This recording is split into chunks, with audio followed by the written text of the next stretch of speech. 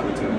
And you're no longer having to reach out and send an email to your client at the end of the month asking for all those individual documents.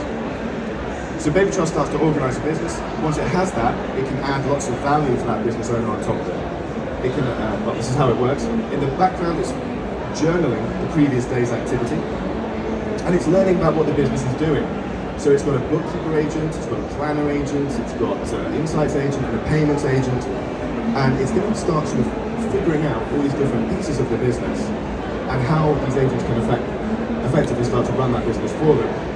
If you connect up WhatsApp, it can now ingest and reach out to you, so you can send in a receipt through WhatsApp, but it can also reach out to you on WhatsApp and tell you about stuff that you might have missed.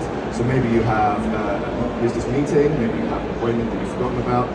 It can actually reach out and give you a reminder because it's seen this data in an email or it's seen it in an invoice or a contract or something like that. The client is very straightforward for the client. They just connect a couple of their data sources. So here's connecting WhatsApp, connecting their Gmail, and that's it. They can then close their laptop, get on with their life, get on with their business.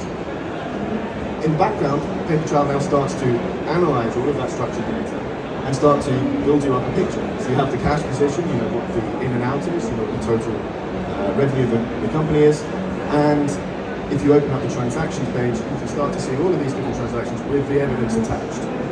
So no longer do you have to sort of reach out and talk to them.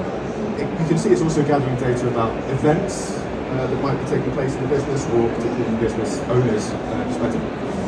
And it's bringing in invoices and payables as well that might have been lost in different email accounts. Because it has this information, it's building an asset list, it's building a payments list, it's building a CRM effectively of contacts and suppliers. It's able to form entities and link all those entities together so that when you come to export at the end of the month, you've got not just the invoices and the documents, but you've got a whole list of like the suppliers and who that relates to and everything. So it's a really good way of basically getting an overview of the business without having to talk too much to the client themselves. We're also checking things like VAT numbers. We're using HMRC to verify those VAT numbers so you know that this data is valid. And you can see here it's adding the documents into the transaction so you've got that neatly structured. It's pulling out all the line level VAT, so it has enough OCR sort of power to understand that. And it's going to create the asset here, so it knows that in particular this particular chair is now relevant to the business, and it's posting it to Xero or QuickBooks if you use those programs. Okay, let's go ahead and have a look at the assets list. And what we're going to see here is each purchase that you've made or each transaction you've made is now understood as a physical asset or as an intangible asset in the business. And it can work out a depreciation curve on that if that's relevant, and it can work out whether or not that's a business expense, how much that is worth to the business over time.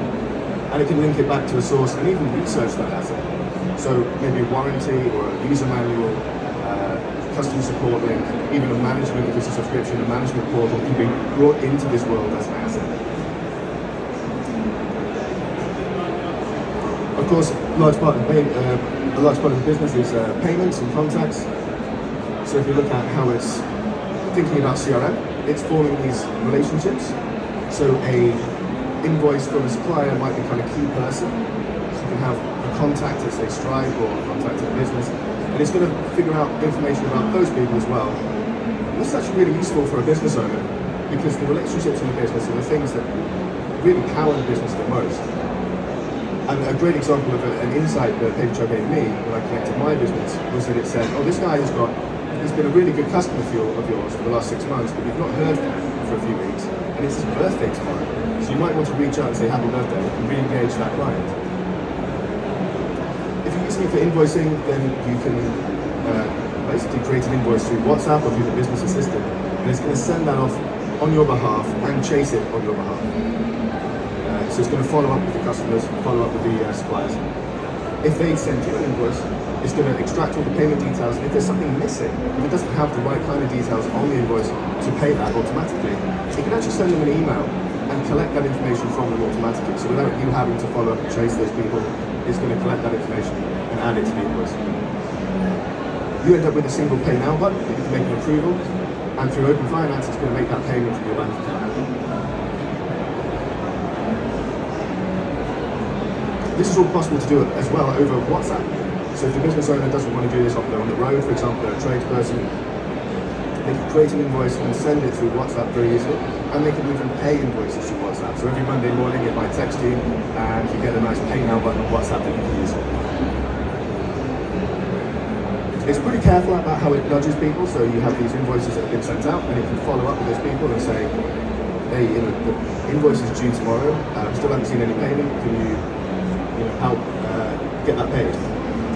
Also, because you've got WhatsApp, if you want to snap a receipt and send that in, it's very, very easy on WhatsApp to do. You just get a business assistant contacting your WhatsApp contacts, you just take a photo, send that off, it automatically gets approved and paid.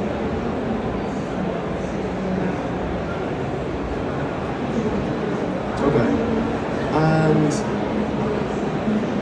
insights is something that we can generate. Once we have a layer of detail on a company like this, we can start to spot inefficiencies and waste. And there's a lot of room in a lot of businesses to save money quite quickly through a few what we call low-hanging fruit. In my business, it saved me about £1,600 the minute I connected it, because it saw I had subscriptions that I didn't need. And it worked out if I switched them from monthly to annual, I could save